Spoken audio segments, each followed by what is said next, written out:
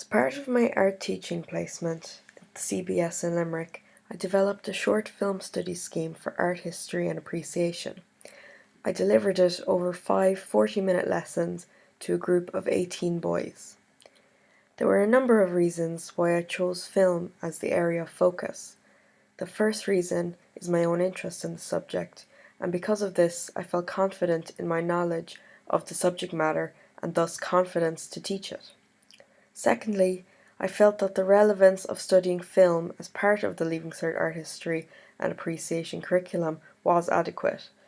I also felt that practicing answering questions on film would also be useful in learning how to answer questions on a wide range of topics, for example, video games and theatre.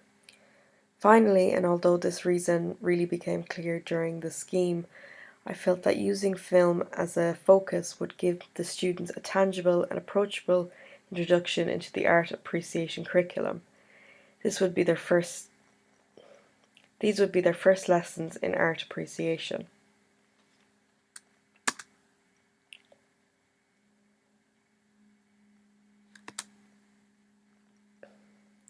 The aim of the scheme revolved around the students developing a broader understanding and knowledge of film as an art form, and acquiring the confidence and ability to answer Leaving Cert questions, specifically on film, but also to be able to apply knowledge and techniques to a variety of questions where applicable. I wanted them to be able to construct their own narrative or film through idea generation, brainstorming and storyboarding, and from this have a better ability to plan, answer and illustrate a broad range of exam-style questions. I wanted students to be aware of the appreciation section of the Leaving Certificate examination papers and how having a knowledge of and appreciation of film can aid in their understanding and appreciation of other areas of art and design.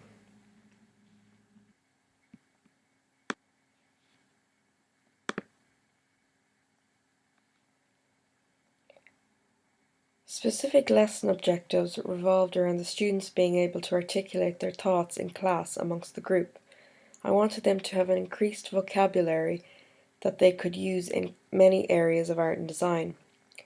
Some examples was for the students to be able to describe what the purpose of film and cinema is, to observe and identify different genres of film through viewing a variety of clips, to analyse a film through the visual and technical aspects of filmmaking, to define filmmaking as a way of communicating stories and ideas through the construction of their own narrative, to learn how to develop their own idea for a short film through a brainstorming, writing and storyboarding exercise, to justify their idea for a short film by referring to their favourite genre of film, to recall different filmmaking techniques throughout class where applicable, and to apply some of the relevant filmmaking techniques when describing their own short film.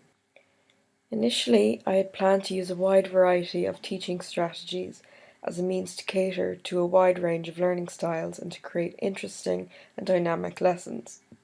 Strategies would utilize textual, visual, oral and aural methods. However, after being with the class after a number of weeks, and having many difficulties with behaviour, resources and time, I had to alter, discard or replace many of my original strategies. Some strategies proved to be much more successful than others. Visuals always sparked an interest in the group, and I tried to use them effectively. For example, when showing movie scenes, I would stop and rewind to focus on certain areas. Another example was using the compare and contrast method.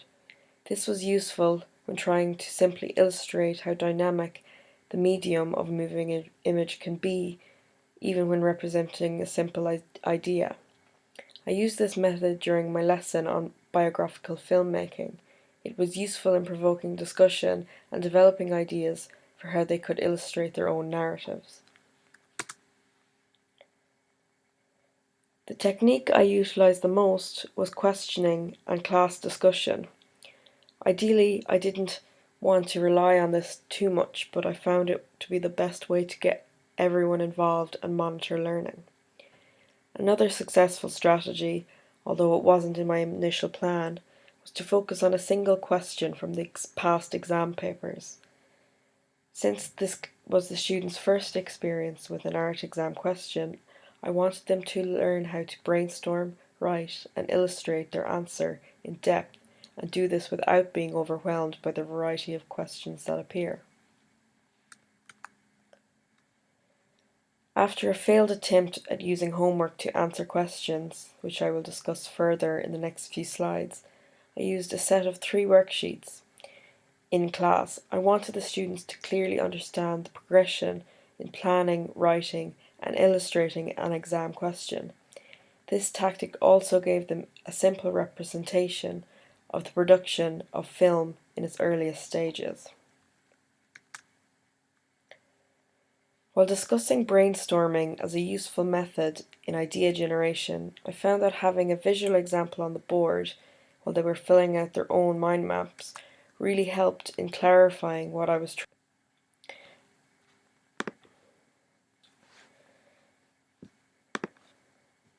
After my first lesson, it became clear that I needed to rethink many of my chosen strategies.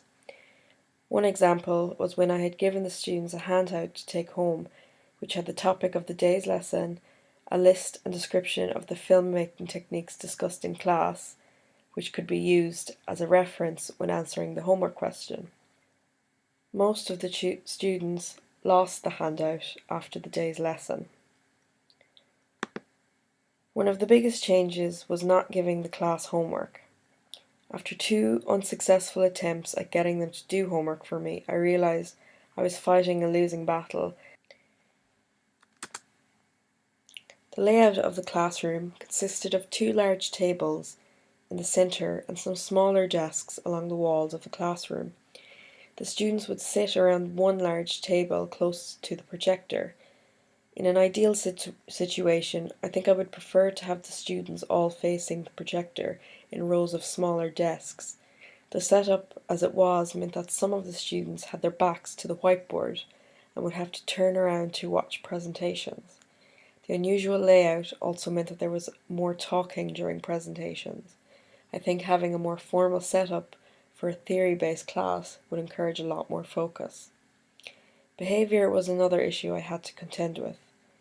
As mentioned, there was a lot of talking during class among certain students, and some on occasion took out their phones.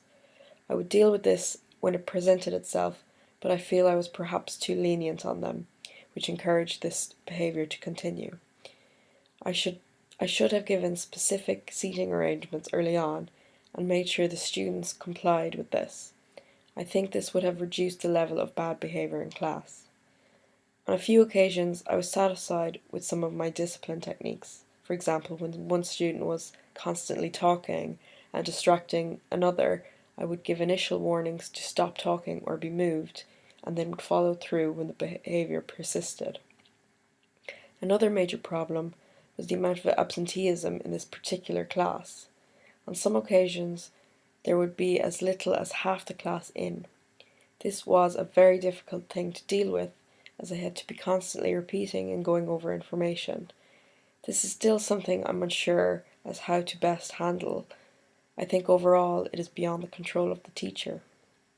Only 5 out of the class displayed a sufficient level of interest and concentration during presentations. However, one of the best in the class was missing regularly. I feel although this could have been related to content, this group had issues with their behaviour and lack of interest all round, so I'm unsure if there was any more I could do to improve this. Their interest definitely peaked whenever visuals were displayed and certain movies would garner better discussion. As mentioned previously, discussion and questioning were the best methods in getting them all involved, but I found I was relying on this heavily. Overall, I am happy with the resources available to me and the ones I used in class. Every class I presented on Prezi.com with film clips linked from YouTube.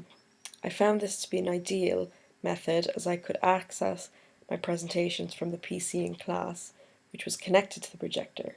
It was also a reliable way to save and store all my presentations. All of my presentations were designed minimally with no colour, and information was presented concisely. I thought that this would help students focus more on any visuals I did present, such as the movie scenes or examples of storyboards. I'm unsure if this was fully effective, however, and I'm interested to further explore this. Because every one of my lessons relied heavily on ICT, I found I was encountering a few problems in relation to internet connection. On a number of occasions, YouTube clips wouldn't load properly, and sometimes even the presentation itself. In these scenarios, I found myself quite thrown initially, but I did manage to improvise. I definitely see the value in preparing backup strategies and being adaptable in the classroom, as some things are out of your control. I do feel perhaps I relied heavily on the use of ICT, and in particular the internet, during my lessons. Assessment was the area I feel I needed to improve. It was crucial that I got the class to practice their writing as much as possible. However, due to a huge lack of motivation in the class, I found myself resorting to a lot of spoken assessment through questioning. This was useful as it could be done quickly in class, so less time consuming, and it was easier to prompt an answer from all the students. I gave written feedback to any students who I gathered written work from, and found that it was much more meaningful and thorough way to assess. Upon reflection of this experience, there are many areas I feel were successful and many areas that need improvement. It is important to have at least some idea of the level of ability and interest in the classroom beforehand so you can more accurately develop a variety of teaching strategies. I learned that it is important to take sufficient time on each topic and that you should feel confident that everyone understands the point you're making before moving on. It is crucial that you are aware of and adaptable to the schools and classrooms' pre-existing ethos before attempting to introduce certain strategies, for example the use of notebooks or homework. Lessons shouldn't be diluted with too much content, otherwise quality of learning is less likely. Writing activities are crucial in an art and history appreciation lesson in order to properly prepare students for exam-style questions. In hindsight, I think perhaps I needed a longer period of time to explore film studies in depth and the detail that would be beneficial to them.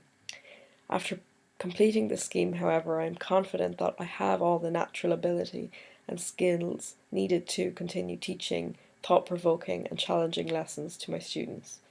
Overall, I feel it was a success, especially in the fact that I can now reflect and improve in preparation for my next art history appreciation scheme.